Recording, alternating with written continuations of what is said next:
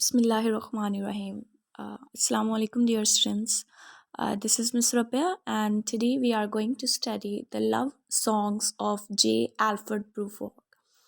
So, the poem has been written by T.S. Eliot, and T.S. Eliot has been a very important figure in modern literature. Rather, the study of modern literature or 20th century is considered incomplete until or unless we study the works of T.S. Eliot. So today the under discussion poem is a very famous poem of T.S. Eliot. Basically, is the most famous poem is "Ode to the Westland." That is the most important one. But this poem, the love songs of J. Alfred Prufrock, also comes under the very important poems by T.S. Eliot. तो आइए हम इसको start करते हैं. Basically let me tell you first of all big introduction about the poem कि poem का background या context कुछ इस तरह से है कि अल्फ्रेड जे प्रूफोर्क जो है he is a person that is not a young one but a middle aged person. वो अपनी जवानी से जो है वो गुजर चुका है. Now he is a middle aged person but he has fallen in love with a girl और वो उसके साथ अपनी मोहब्बत का इजहार करने जा रहा है. But he's totally confused that how to express his love, and above than this he is not finding a suitable words, and he is not confident about himself. The real thing is this कि उसे जो है वो खुद पे उस तरह से कॉन्फिडेंस नहीं है. He is going through different dilemmas और in order to overcome his shyness he is absorbed in other things. अभी जब हम ये पढ़ेंगे तो you will not see that it is according to the title. At the title is the love song of J. Alfred Prufrock. तो title पढ़े तो ऐसा लगता है कि there will be some romance or there will be some love talking or all that stuff. But here in this poem we do not find anything that is very romantic or like that.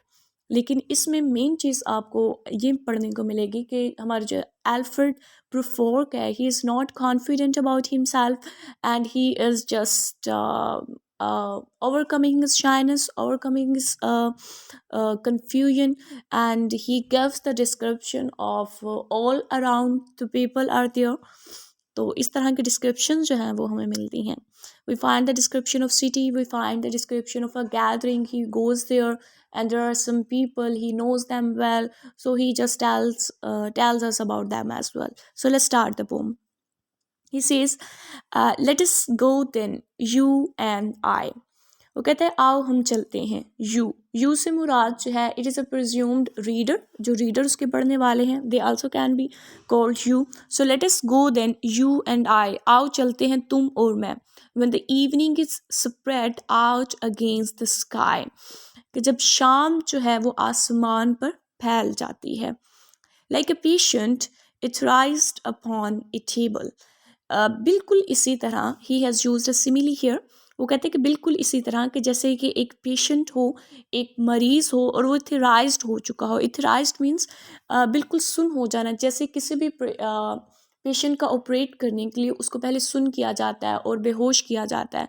तो बिल्कुल इसी तरह वो कहते हैं कि like a patient etherised on a table, कि जैसे कोई मरीज़ हो वो सुन होकर टेबल पे पड़ा हो. लेट्स गो, आओ चलते हैं. Through certain half deserted streets. वो कहता है कि आओ इन सुनसान सी गलियों से जो तकरीबन सुनसान पड़ी हुई हैं उनमें से चलते हैं. The muttering retreats of restless nights in one night cheap hotels. अब ये इधर जो है वो अपनी ऑल अराउंड जो सिटी है उसकी डिस्क्रिप्शन दे रहा है. वो कहता है कि आओ चलते हैं इन सुनसान सी गलियों में से और मटरिंग रिट्रीट्स में से. रिट्रीट से मुराद इधर हाउसेस हैं और डिवेलिंग प्लेसेस हैं. और मटरिंग मीन्स मटर होते हैं बुड़बुड़ाना. तो मटरिंग रिट्रीट्स यानी ऐसे घर जिनसे बुड़बुड़ाने की आवाज़ें आ रही हों. और रेस्टलेस नाइट्स जिसमें लोग जो हैं वो बेचैनी से रातें गुजारते हैं. In one night cheap hotel, या फिर जो वो चीप सस्ते सस्ते होटल्स में जो है वो एक रात गुजार के आते हैं. And sawdust restaurants with oyster shells. Sawdust से मुराद है कि जिनमें बहुत ज़्यादा डस्ट हो. Cheap restaurants, dusty restaurants with oyster shells. Oyster shells there oyster shell से वो भी होती हैं जो समुद्र में आपको मिलती हैं, सिपियाँ जो होती हैं, जिस मोती भी होता है, but oyster shell is also edible thing as well, कि वो शेल्स में खोलें तो अंदर कुछ एडिबल चीज़ होती है, उसको खाया भी जाता है, and that is served in restaurants there as well. So वो कहता है कि एंड सॉडिस्ट हम गो थ्रू करेंगे या गुजर के जाएंगे किस में से, सॉडिस्ट रेस्टोरेंट्स, डस्टी रेस्टोरेंट्स में विद ऑयस्टर शील्स, जो कि ऑयस्टर शेल्स जो है प्रेजेंट करें, स्ट्रीट्स. वो कहते हैं कि ये गलियां that follow like a tedious argument of insidious intent. और वो कहता है कि गलियां इस तरह से मुड़ती हैं, इस तरह से मुड़ती हैं कि जिनका कोई रिजल्ट है ही नहीं, कोई डेस्टिनेशन है ही नहीं, लाइक ए टीडियस आर्ग्यूमेंट. अब देखिए टीडियस आर्ग्यूमेंट क्या होता है, कि ऐसी बहस जो आपको थका दे, और द आर्ग्यूमेंट और the debate that is without any result, that lack results. तो वो कहते हैं कि ये गलियां भी जो हैं वो ऐसे ही हैं, they are like tedious argument of insidious intent, कि जिनका कोई रिजल्ट नहीं निकलता. So he's giving the description of the city, he is giving the description of all around his surrounding. वो कहते हैं आर्ग्यूमेंट से याद आया कि या फिर ये जो है वो आपको किस तरफ लीड करती है, to lead you an overwhelming question. वो कहते हैं कि ये मुझे जो है वो एक ऐसे ओवरवेलमिंग क्वेश्चन की तरफ ये चीज़ मुझे लीड कर गई. ये मेरे रुख जो है, ये मेरे जहन जो है वो एक ओवरवेलमिंग, यानी वो क्वेश्चन जो ऐसे बिल्कुल आप पे ओवरवेलम कर जाता है, आपको ओवरकम कर जाता है, जो कि छा जाता है आपके जहन पर. तो कहते हैं ओह डू नॉट आस्क, लेकिन कहते हैं मुझसे पूछना नहीं कि व्हाट इज इट, कि वो क्वेश्चन क्या है.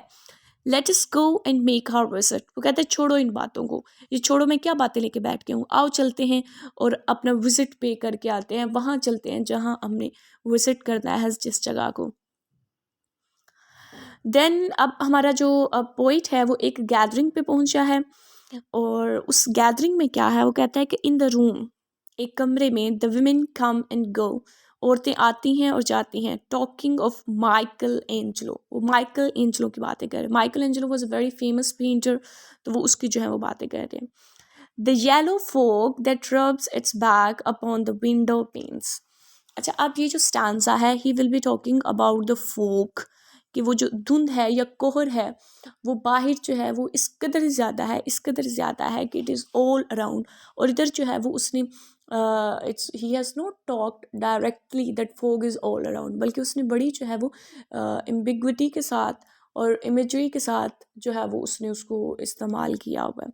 द येलो फोग, वो कहते हैं कि येलो कलर की fog that rubs its back upon the window panes, कि rather he has used personification as well, कि fog is not a type of living thing, लेकिन उसने जो है उसको लिविंग थिंग्स की क्वालिटी दे दी है, कि येलो फोग जो है वो अपनी बैक को विंडो पेन्स के साथ जो है वो रब करी. विंडो पेन्स खिड़की के शीशों के साथ, यानी खिड़की के शीशे जो हैं वो फुल ऑफ फॉग हैं, या जो समवट स्नोई टाइप जो है.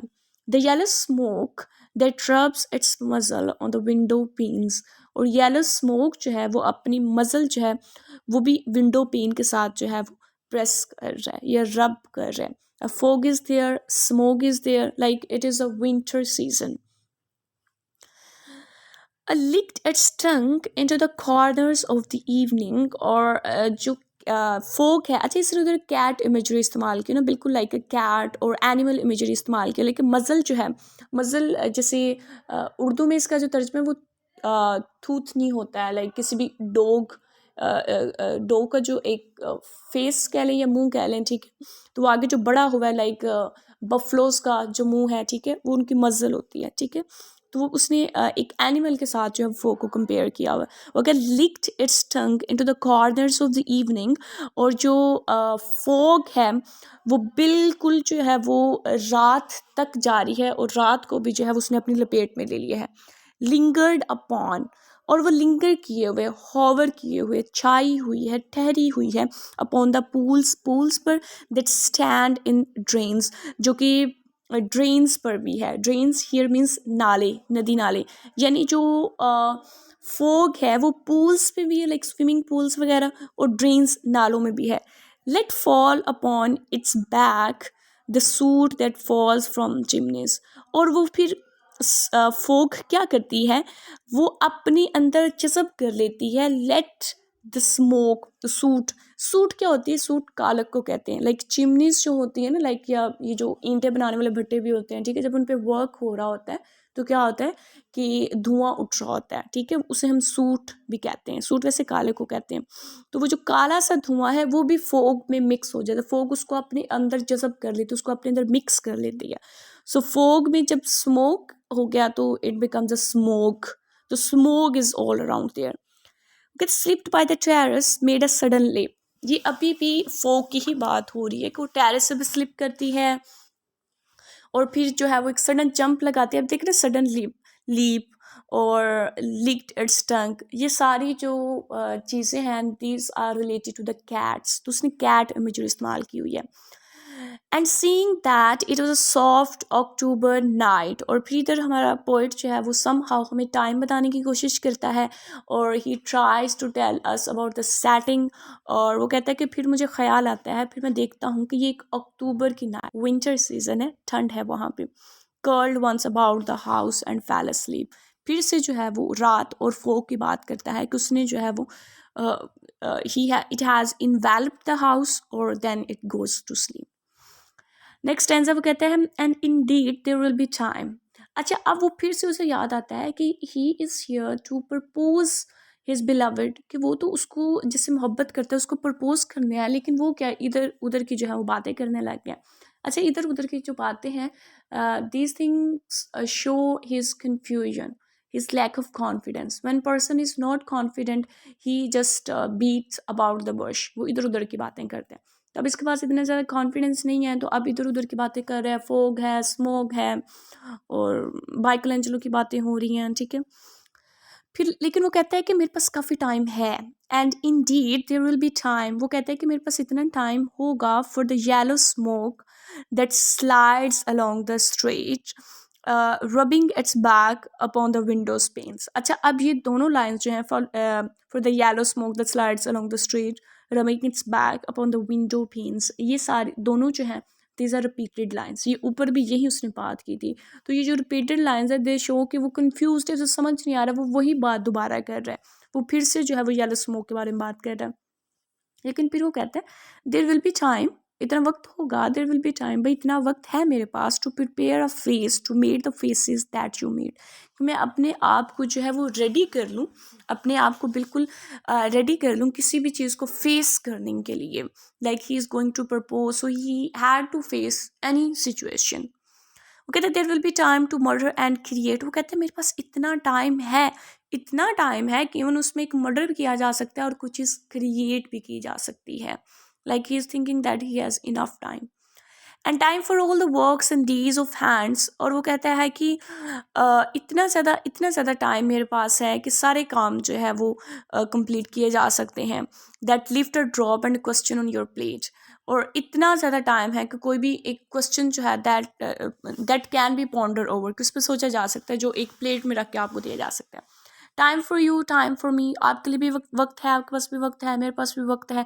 And time yet for 100 इनडिसीजन्स। और इतना वक्त है कि कितनी ही 100 इनडिसीजन्स, यानी कुछ ऐसे फैसले जो नहीं किए गए उन पे सोचा जा सकता है। And for 100 visions and revisions before the taking of a toast and tea. Like इतनी ज़्यादा वक्त है कि जो मैं सोचता हूँ कि मैं उसको उससे ये बातें करूँगा, उसको इस तरह से प्रपोज करूँगा, मैं ये विजन अपने जहन में लेके आता हूँ, फिर मैं उसको रिविजन करता हूँ, रिवाइज करता हूँ उस चीज़ को। तो वो कहता है कि टोस्ट और टी लेने से पहले जो इतना टाइम मेरे पास है कि I can think and re think and then री थिंक। फिर वो कहते हैं in the room the women come and go talking of Michael Angelo. फिर से वो अपनी सराउंडिंग में आ जाता है, फिजिकल अपीयरेंस में आ जाता है कि कमरा है जिसमें ख़वातीन आ रही हैं, जा रही हैं और वो माइकल एंजेलो के बारे में बात कर रही हैं। फिर वो कहते हैं and indeed there will be time. और फिर वो कहता है कि फिर भी वक्त है टू वंडर, कि मैं खुद से पूछूं, खुद से हैरान होकर पूछूं, डू आई डेयर, क्या मुझ में इतनी हिम्मत है, एंड डू आई डेयर, क्या मुझ में इतनी हिम्मत है। फिर वो कहता है कि मुझ में इतनी हिम्मत है कि मैं उसको प्रपोज कर सकूं। फिर वो कहता है टाइम टू टर्न बैक। वो कहता है वक्त है कि पीछे टर्न बैक किया जाए एंड डिसेंड द स्टेयर, मैं पीछे मुड़ूं और सीढ़ियों से उतरूं। अब वो कहता है वो गैदरिंग है, अब मैं मुड़ूंगा, फिर मैं सीढ़ियों से उतरूंगा तो लोग मुझे देखेंगे। तो वो कहता है कि मेरी तो बॉल्ड हेडेड है, हमारे जो पोइट है वो बॉल्ड हेडेड है, या पोइट सॉरी, हमारे जो एल्फ्रेड प्रूफोर्क है, हमारा जो प्रोटैगोनिस्ट है वो बॉल्ड हेडेड है यानी गंजा है। तो वो कहता है with a bald spot in the middle of my hair, कि मेरे जो सर के दरमियान में, बालों के दरमियान में एक बॉल्ड स्पॉट है, एक गंजापन है। वो कहता है लोग मुझे देखेंगे, दे विल से, तो वो क्या कहेंगे, how his here is growing thin, कि इसके बाल जो हैं वो कितने पतले होते जा रहे हैं। लेकिन अब देखिए ना, हमारे जो राइटर है, सॉरी, हमारे जो प्रूफोर्क है, एल्फ्रेड है, ही इज़ क्वाइट शाय। और जो बंदा शाय होता है या उसमें जिसमें कॉन्फिडेंस की कमी होता है, तो ही always thinks that what the other people will be thinking. तो वो हमेशा से ये जहन में रख रहा होता है कि लोग जो हैं वो मेरे बारे में क्या सोचेंगे। तो कहता है कि they will say how is here going growing thin, कि इसके बाल देखो कितने थिन हो रहे हैं, कितने पतले हो रहे हैं, लाइक ये गंजा हो रहा है। वो कहते हैं हालांकि माई मॉर्निंग कोट, कि मैंने एक बहुत अच्छा मॉर्निंग कोट पहना हुआ है, my collar mounting firmly to the chin, और वो इतना अच्छा कोट है कि उसमें कोई कहीं से भी जो है ना वो there is nothing improper about it.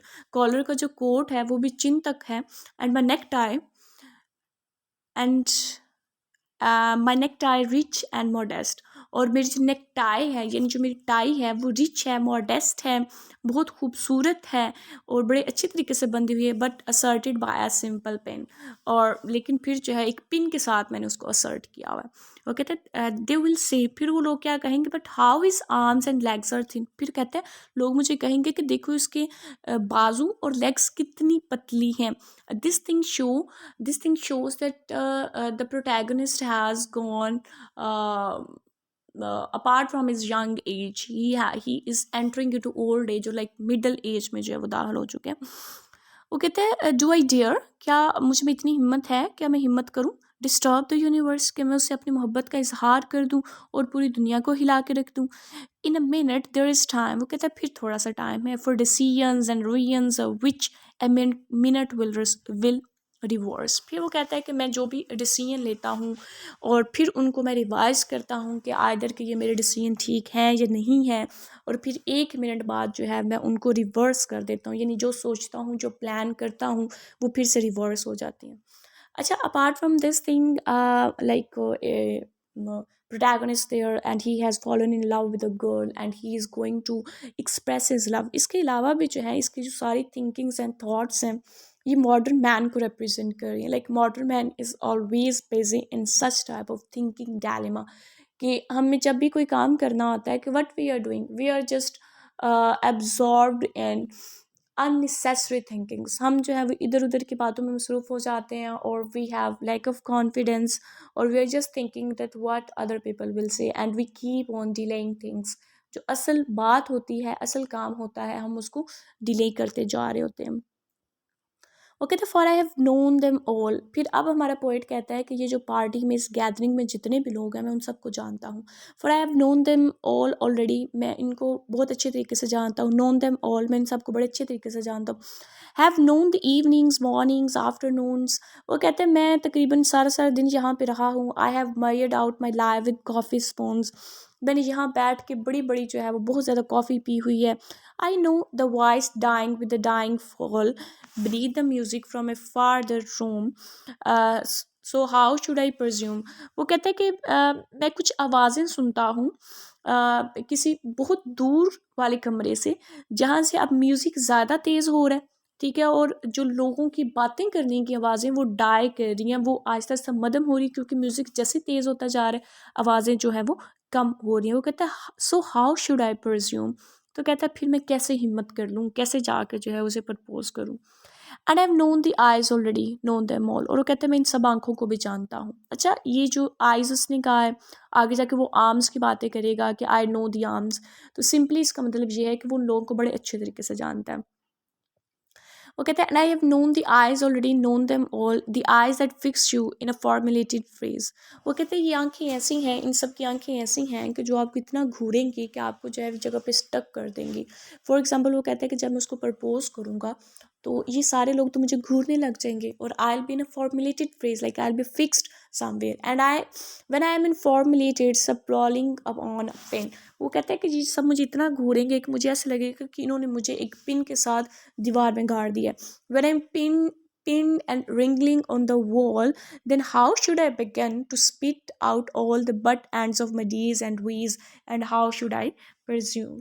वो कहता है कि ये बिल्कुल ऐसे है कि मैं जैसे पिन हो जाऊंगा, जैसे साइंटिस्ट होते हैं वो किसी भी जब इन्होंने इंसेक्ट्स पे स्टडी करनी होती है या उन पे एक्सपेरिमेंट करना होता है तो वो उनको क्या करते हैं, पिन कर देते हैं, वॉल पे रिंगल कर देते हैं।